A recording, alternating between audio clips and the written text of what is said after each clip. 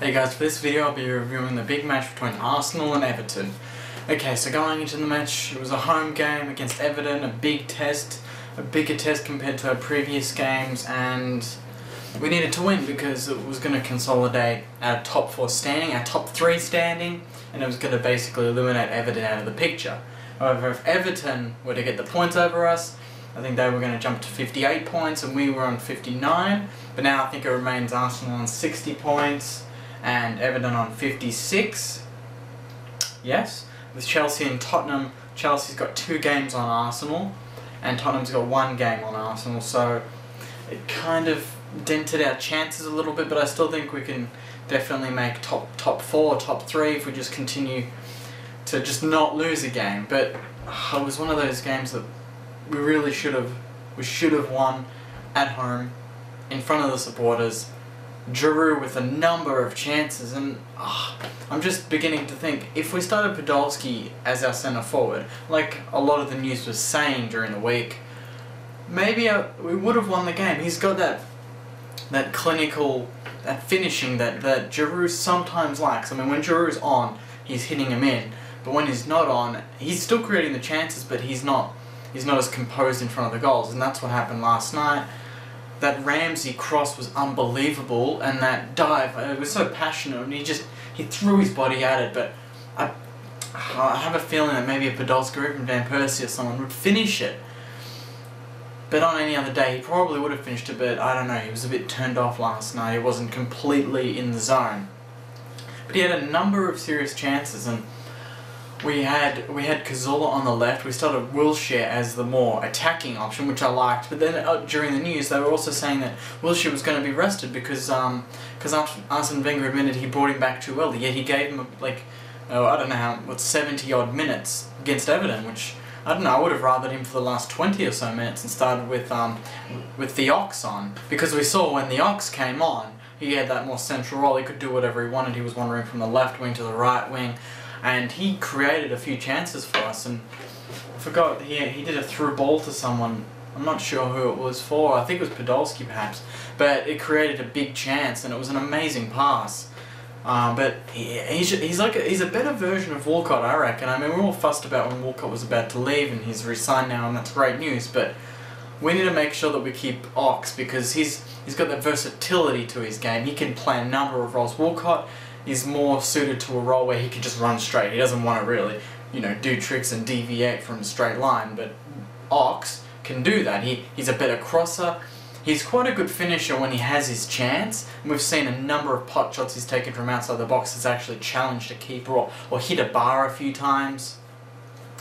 And I'm just thinking, starting with Podolski up front, with the Ox perhaps on the left or on the right, with Cazorla, or even put the Ox centre, Cazorla left, Walcott right, or even leave Cazorla in the centre, obviously, and then put the Ox on the left and Walcott on the right, like we used to do a few months back. We did it, and we annihilated teams just with the sheer pace that those players had and their strength. Because when they run in a straight line, Ox got us a penalty last week. Podolski, we know what happens when he runs straight. Players just move out of the way because he's going to barrel them.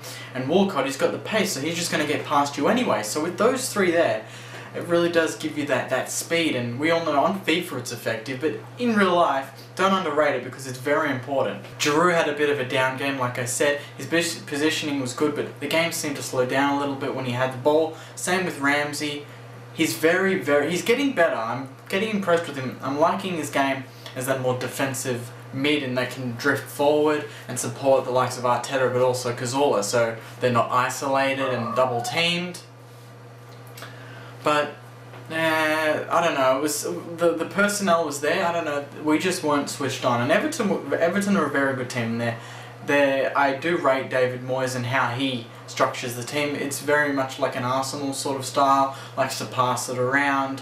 He's got the wingers and the main striker, Anchibi, I think is I don't know how to pronounce his name, Anchibi something, but he is a very, very good striker as well. And they challenged us a number of times in the air, with Fellaini obviously. He created a number of half chances, but Morales, I thought he was probably best on for both teams. Morales was amazing. Just some of the runs he made and how clean he was with the ball. His crosses, even a few shots I think he took. And then there was this one one trick he did, and I think all of you remember when he was 1-on-1 with Gibbs and he just turned Gibbs inside out and almost ran the whole field and created a chance for himself. But overall, we didn't lose the game. We created a number of chances, but I think Everton created the more. Everton had 12 goal attempts, we had 11. We had 2 on target, so did they. We had 5 off target, so did they. 4 blocked shots to 5. We had more penalty entries. We had 118 more passes. We had 4 more long balls. We had 7 more corners, and this is the problem. I think I heard a stat where we've scored 3 goals from corners this year, and Manchester United scored about 16 goals from corners. Yet I think we rank number 1 or number 2 in the league for corners. So I think we need to practice that more in training, because it's just a wasted chance. It's very important. It's an advantage. You get the ball into the box with 1 kick, and it's within 5 metres of your goal with a stack of players there who can potentially put it into the back of their own net, or your players who can kick it into their own net or header it in.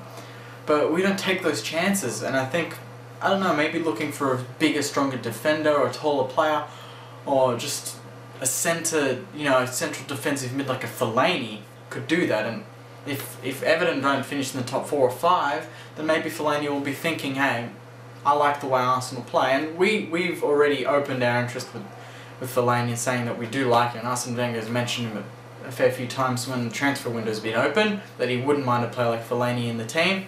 So if they don't make top 5, you never know, he might want to wander over. And I would take that, especially when we're missing that defensive player that can do both ends. I mean, Arteta's very good, but he was never intended to be a defensive mid. Wilshere plays there, but we all know how creative he is when he goes forward, so I wouldn't mind keeping him in that central attacking role. And Ramsey also stays a bit back, so that would allow Ramsey to go forward and play the more attacking midfield role like he's suited to. But anyway guys, thank you very much for watching my review. Please like the video below, subscribe below for the rest of my Arsenal reviews for the remainder of the season, and comment below and I'll respond to all comments. I've also got a new page out on Facebook, so can you please check that and like it. I'll put the link below in the description. Thank you very much and have a good week.